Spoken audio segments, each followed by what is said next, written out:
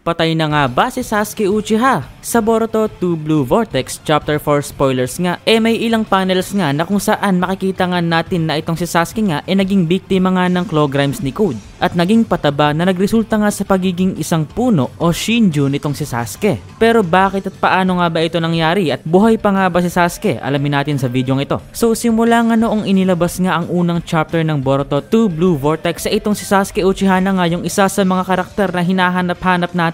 At inabot pa nga ng 4 na buwan bago i-reveal sa atin kung nasaan na nga ba itong si Sasuke at kung ano na yung sitwasyon ng buhay niya. Dito nga sa chapter 4 finally nakita natin si Sasuke. Pero ang masamang balita itong si Sasuke nga kasalukuyang nasa vegetative state, meaning buhay nga pero wala siyang consciousness at stuck nga siya sa pagiging isang puno o parte ng maliit na god tree. Nakagagawan nga ng claw grime ni Code na nakakagat sa kanya. Pero paano at bakit nga ba ito nangyari? Sagutin natin. Kung atin ngang matatandaan sa chapter 2 ng 2 Blue Vortex, bago nga maglaban si Code at Boruto, may linya nga na sinabi doon si Code, na kung saan sinabi nga nitong si Code na 2 years ago nga daw nagkaroon nga daw sila ng encounter nitong si Boruto. At 2 years ago nga daw mahina pa itong si Boruto, isang batang helpless. During that time tinakasan nga daw siya nitong si Boruto na nakabahag ang buntot at walang magawa dahil sa lakas nga nitong awakened Code during that time na hindi nga kayang tapatan nitong si Boruto. Ito nga guys yung panahon na unang taon pa lamang na naglalakbay itong si Boruto at Sasuke. Meaning, habang naglalakbay nga si Boruto at Sasuke nakaengkwentro nga nila itong si Code. At malaki nga ang tsansa na sa laban ng iyon dala-dala nga nitong si Code yung mga claw grimes niya. Dahil alam naman natin at atin namang matatandaan na sa chapter 71 pa lamang ng pre-time skip Boruto hinati na nga nitong si Code ang Ten Tails. At sigurado nga sa laban ng iyon dala nga ni Code yung kanyang Ten Tails army. At base nga dito sa kwento ni Code na bahag nga daw ang buntot nitong si Boruto during that time. This means na para nga maprotektahan si Boruto siguradong sinakripisyo nga nitong si Sasuke yung kanyang sarili para bigyan ng oras si Boruto upang makatakas. Dahil itong si Code nga guys, itong awakened Code mas malakas pa nga kay Jigen. Yung Jigen na dumurog kay Sasuke at Naruto na may Rinnegan at may Kurama. At noon nga siguradong hindi pa kaya ni Boruto na makipagsabayan dito sa awakened Code. At kahit itong si Sasuke nga guys, siguradong hindi kayang tapatan o labanan si Code dahil wala na nga siyang Rinnegan.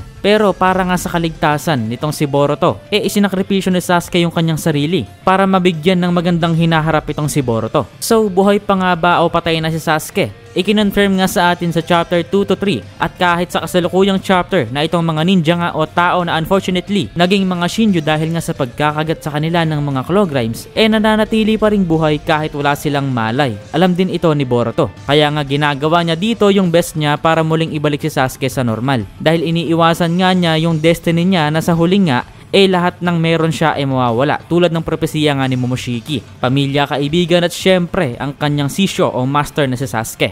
Pero wait, kung ito nga si Sasuke guys, sino naman tong isang humanoid Shinju na to nakamukha nga ni Sasuke na may fighting style nga na similar kay Sasuke, may Rinnegan at kamukhang kamukha ni Sasuke talaga? Pag-usapan natin yan guys sa susunod. Also follow my socials guys dahil magsisimula na ako maging active dyan sa mga social media accounts natin. Peace!